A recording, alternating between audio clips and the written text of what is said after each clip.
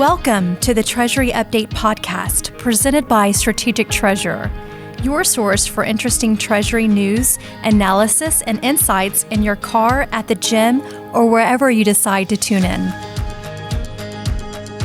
On this episode of the podcast, host Craig Jeffery joins Rick Scholz, Managing Director of Payments Advisory Services at Deluxe Corporation, to discuss practices and plans for modernizing and automating accounts receivable processing.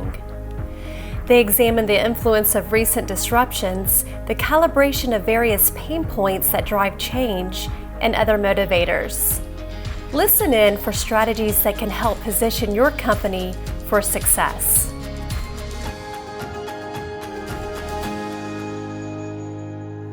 Hello, Rick. Welcome to the Treasury Update podcast. It's so good to have you on.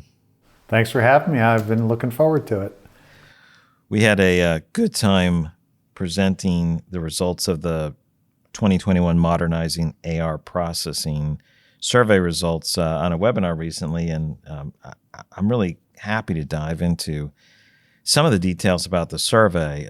As people look at the show notes, you can see information to download the survey. There you'll see information, firmographic information about who took the survey, how long it ran, some of the other key firmographic and respondent demographic information that touches on a number of the disruptions and pain points that organizations are feeling. And so, as we look at this, Rick, I wanted to start off with a discussion about a silo mentality. That's one of the questions where there's this mentality of looking in a particular area or particular functional part of a process. And then I want to move to what we've been learning about end-to-end, but maybe you could talk about, what is a silo mentality?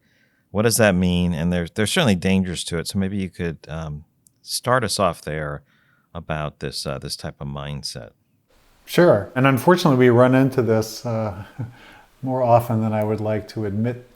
But basically, the silo mentality is, I'll use it in the accounts receivable end-to-end process. So if you think order to cash process, where each step in that process, someone is responsible for each of those steps and really just focuses on providing benefits and improvements to their piece of the process without really considering the impacts that may have along the chain of that process, either upstream or downstream.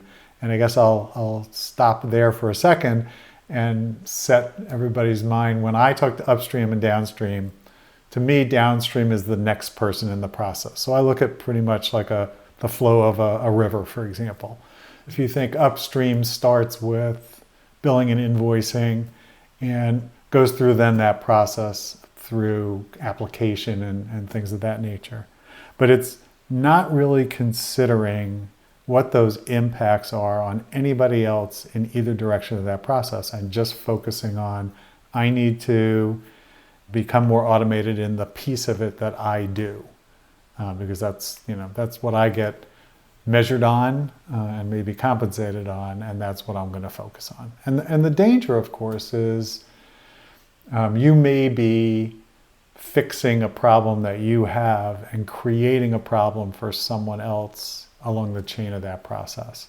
So for example, we worked with a company just recently where the treasury folks wanted to improve the number of digital payments they got. They were trying to convert all their check payments to ACH payments without really thinking the impact that had on the folks who are applying cash, because those payments were harder to or more manual to process. So you got the money faster, but applying those payments to the invoices and to those customers took 2-3 times longer because of the reassociation requirement between the payment details and the remittance details. That's the issue of breaking apart the movement of the value transfer and data transfer, breaking the process.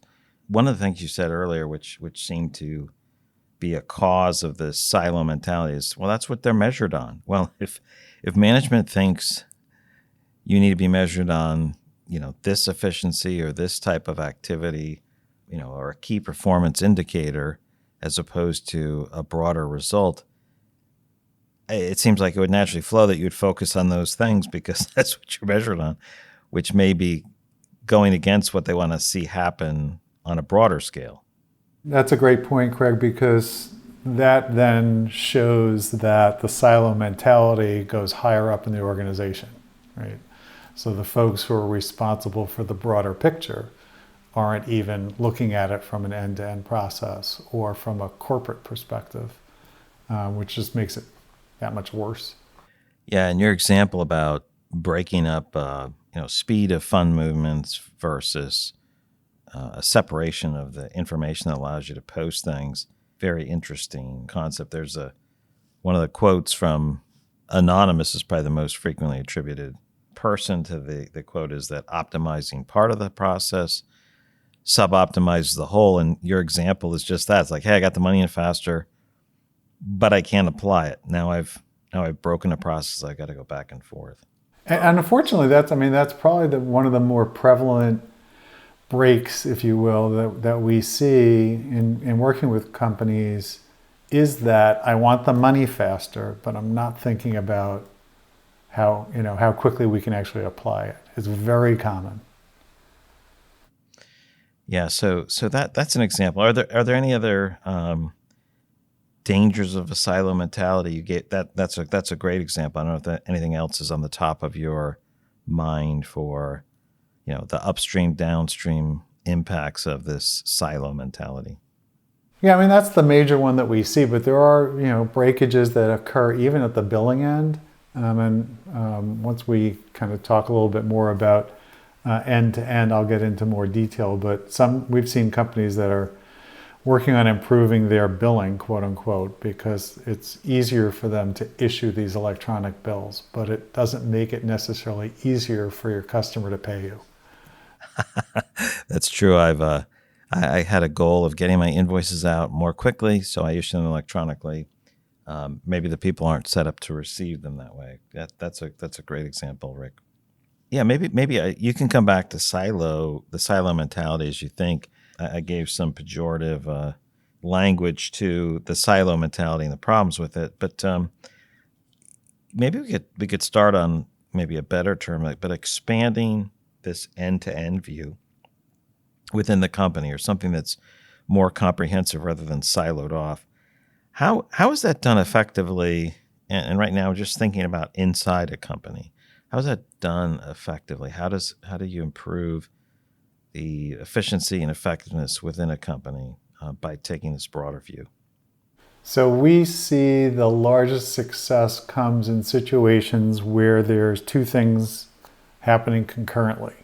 A desire to do it, so the people involved in that review and that solving have a desire to work collaboratively together, and there's also they're being given a direction to do so. So back to the comments earlier about I get compensated for my piece of it. That's a danger at the corporate level. So it's the combination of a direction to do it and a desire to do it that I think brings the greatest result. So, for example, the company realizes that there's a process that's not working, and they get the various responsible parties together, and they say, you need to fix this. And in most cases, people will do what they're told to do, but when people realize the impacts that they're creating for others within their own company, leads into that desire to do so. And I think it all boils down, and I make this generalization in so many places, but it's communication. We find the biggest obstacle to these end-to-end reviews and solution is a breakdown in communication. Just not talking to each other and not talking to the people who actually do the work. But it's all about that communication. So I find in many cases when things don't work out, it's either breakdown in communication or a semantic issue. So either of those could be taking place here, but it's once you get over those hurdles, you can be far more successful. To help get around those, do you recommend just, project-based communication, saying, or like some kind of schedule, quarterly, monthly, you get together with those that are upstream or downstream, or you look at the entire process together, or do you just talk and communicate when there's issues and solve them on a one-off basis? What do you find is most helpful for the majority of organizations, or if there's something different on a... Yeah, it kind of depends on the organizational structure, size of the company, things of that nature. I don't think just dealing with things as they come up provides a good solution, because today it's X situation, tomorrow it could be Y situation and involve two different people, in fact. We've found that doing this as, I hate to use the word project because to so many people have a negative connotation, but making it a program, if you will, collaboratively working on where to focus in what sequence. In a lot of companies, having it as a project works really well because they're used to that kind of mentality. But having an organized approach to look at the various pieces and in a sensible order maybe, or starting where the biggest issues have been uncovered. We find very often the biggest problem point is cash application, caused by any number of process flow issues or handoff issues. So we see a lot of companies starting their focus there and figuring out ways to make that process more automated, more efficient, quicker, backing out, if you will, or backing up the chain to make sure that the handoffs can support those changes. But that's not in every case, but it's probably the most prevalent piece that we see. In an earlier conversation before the podcast, I remember we talked and used terms like process owner and then executives. So, when you think about end to end within a company, do you just go up the organization chart to the executive that oversees the entire process, which may be fairly high in the organization, especially a large one? Or do you see this idea of process owners who, take ownership of the process end to end, even though they may not have everybody report to them? They're responsible for making sure all the handoffs work, the end to end makes sense. And any thoughts on that? I know I'm kind of springing that on you, but well, I have thoughts on everything. So I actually like the idea and endorse the idea of having someone independent, because especially somebody with experience and who's got a background, if you will, in process flow management, because they're not seen as having if you don't have direct skin in the game, sometimes it's easier to take direction. So it's not, you think you're better than I am, things of that nature, or you're just trying to fix your, back into the silo mentality, right? You're just trying to fix your piece. My piece is just as important as yours. So having a process flow czar, if you will, that can act independently and have very high level sponsorship. And we worked with a very large public company that found internally someone with those types of skills. They were originally going to go outside, but found someone within the ranks that had experience in those things. It was very highly regarded by pretty much everybody in the company. And that worked out really well because the person had the expertise, had some personal relationships, was viewed very positively by everybody involved in the project. And that particular engineering review, there were probably 50 or 60 people, non-IT people, so like just operational folks involved in that process. And they really were able to improve straight-through processing rates and greatly reduce their error rates.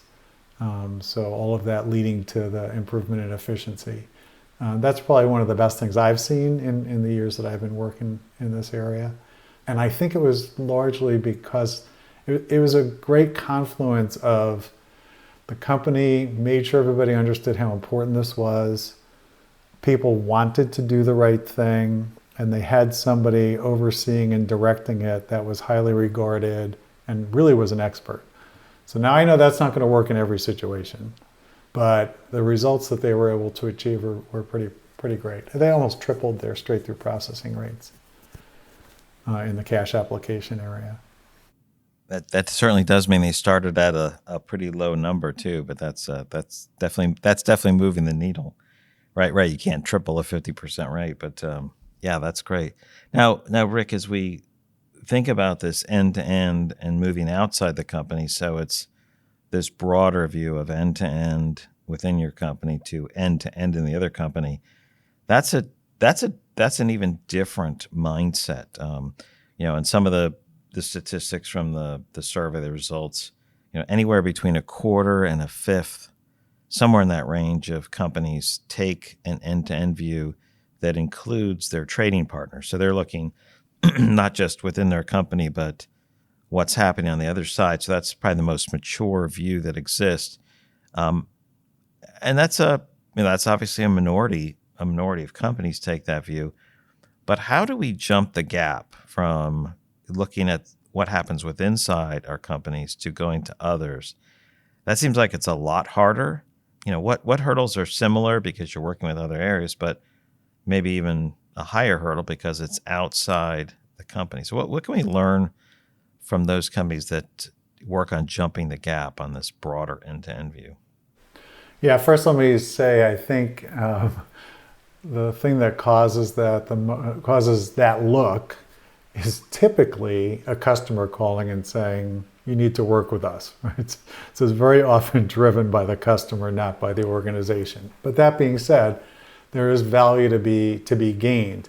And I know over the last year or so, especially with the pandemic, there was a big view specifically to disaster recovery or business continuity planning in working with your customers and your vendors.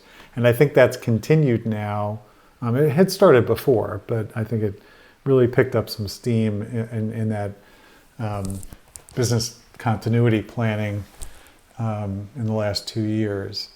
It is a lot harder in some regards because at least when you're in the company, you probably know the people you need to involve. When you want to expand that on the AR side and you're dealing with customers, you very often are going through the salesperson who's responsible for that relationship. Now, I have to say, and part of this is because I kind of grew up in a sales organization, I think that there's a lot of benefit to that. We sometimes, when we do AR end-to-end reviews with our customers, we'll start with, when we look at billing, what's the feedback you've gotten from your customers and from your salespeople? Because salespeople, many people consider the enemy, but they can actually be very helpful in designing these from the start of the process. So I mentioned earlier about I'm going to make my process more efficient by issuing electronic invoices, but my customers can't really deal with them, or it's going to take them a while to adjust to that. Well, the salespeople can be very, very helpful there, or even the customer service folks within the company who are dealing with those customers can help to explain to them what the company is trying to accomplish. And rather than dictating, this is the change we're going to make, you just need to deal with it, can actually collaborate with the customers and come up with a process that works for both. Because, let's not forget, there's somebody in AP on the other side that's probably got some issues that they're trying to deal with as well.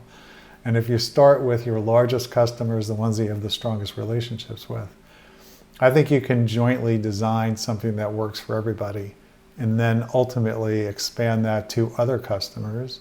But that's where it really needs to start, probably through the sales organization or customer service. So those issues could be you're sending us invoices that are incorrect. They have wrong information on them. It's delayed. you're calling us about how to apply things, and we've sent you the information or whatever. There could be a whole range of issues. Yeah, I guess the other part of that, Rick, is in terms of complexity. Let's say there's a process in your company, and it goes from department to department to department, and there's 4 or 5 departments involved in a limited population. Maybe you have different geographies. When you start to get to working with your customers, you might have 1,000 customers or 400 really big ones that are important. Now you've got 400 processes you've got to work on. So, I mean, to me, that the scale is just, it's multiple orders of magnitude harder in that you're dealing with more areas. But part of what I hear you saying is if you're working with some of your more complex customers, you may solve the issues for a large percentage of other customers if it's like, I need the data to come in this format, or that's an option or something else. Is that part of what you're getting at with the working with your larger customers first? Yeah, and I would say not necessarily solving each of those individually, but having that dialogue to figure out what changes could be enacted to help both parties, or at least not, cause problems for the customer, and designing your options, if you will, based on feedback from multiple customers, just to avoid that having 400, 600, 8,000 different solutions. But it will help you. We find a lot of companies now reevaluating their payment strategy because of all those new payment types that are being introduced just about every other day.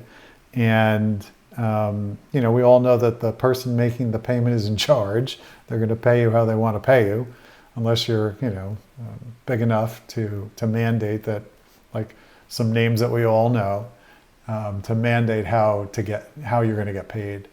So I think having the dialogue, not necessarily, in group, if you will, but having the conversation with some of your most complex or important customers and coming up with something that's more common, so that you can solve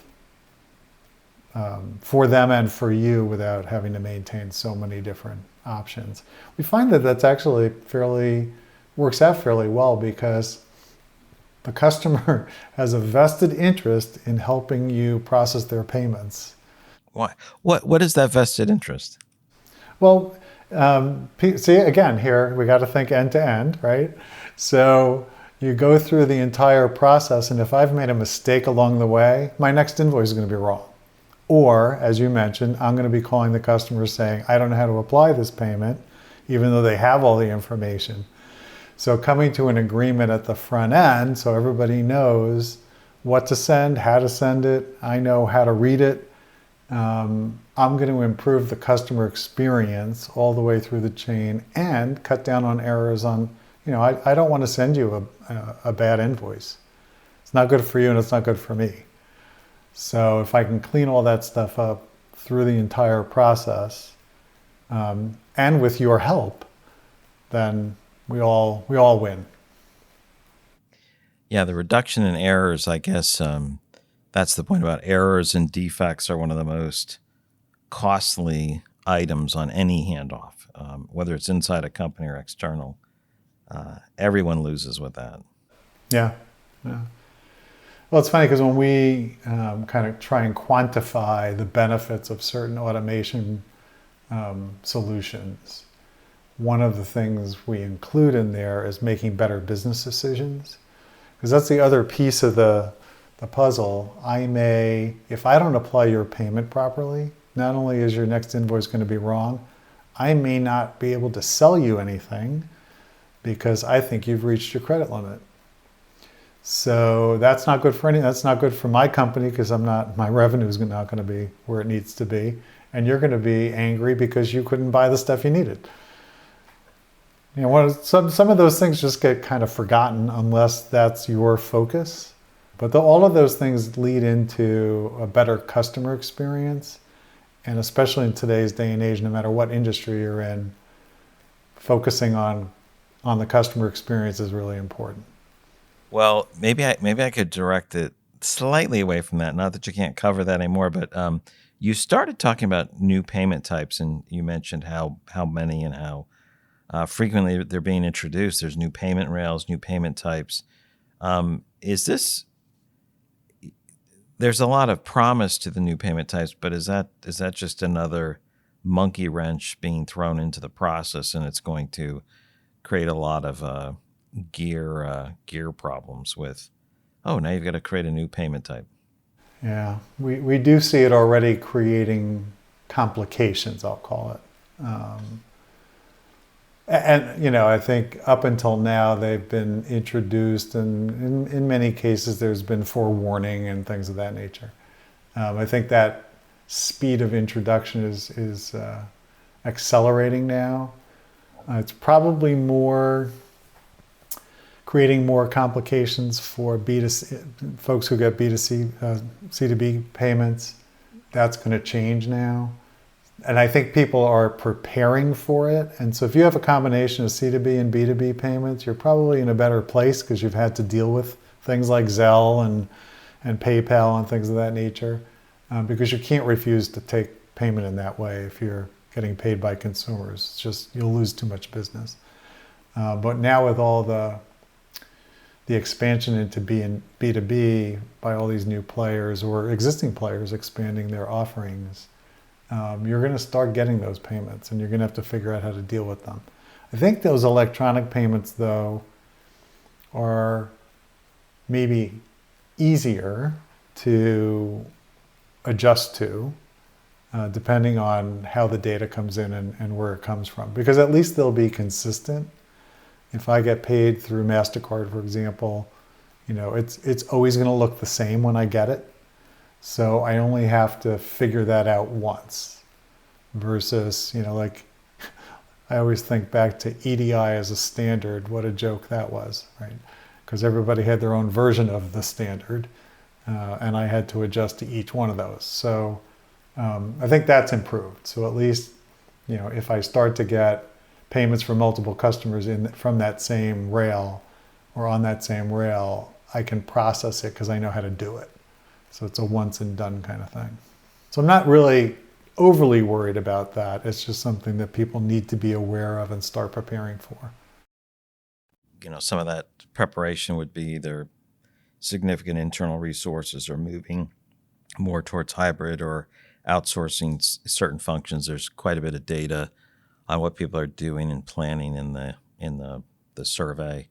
So that research. Yeah, I'll be interested to see the impact that comes about from request for payment in real-time payments. That one, I got my eyes peeled for that one.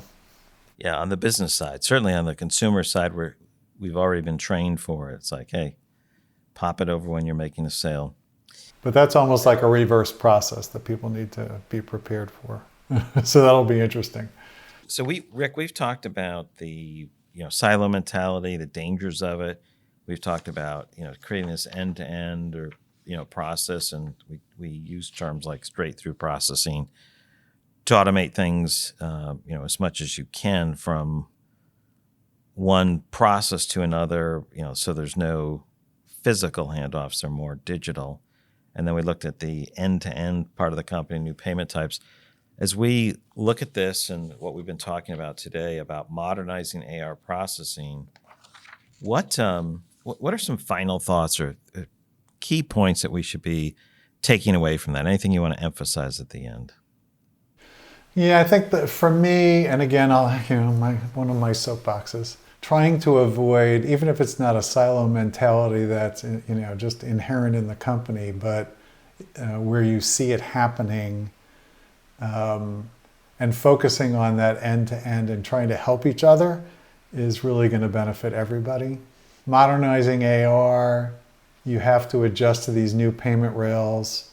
You have to figure out where your bumps in the road are, if you will, that are causing errors and making life more difficult for everybody. I think just continuing to look for ways to do internal automation and automate wherever possible with your customers and your vendors. I mean, really, we were focused on the AR side, but I think it really expands full circle through both processes.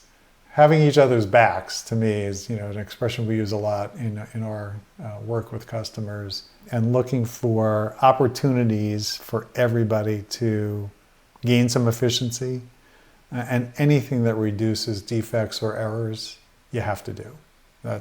You can't be a modern AR shop and still have these manual handoffs, things falling between the cracks. You need to focus on that because it's all about the customer. You've reached the end of another episode of the Treasury Update podcast. Be sure to follow Strategic Treasurer on LinkedIn. Just search for Strategic Treasurer. This podcast is provided for informational purposes only, and statements made by Strategic Treasurer LLC on this podcast are not intended as legal, business, consulting, or tax advice. For more information, visit and bookmark strategictreasurer.com.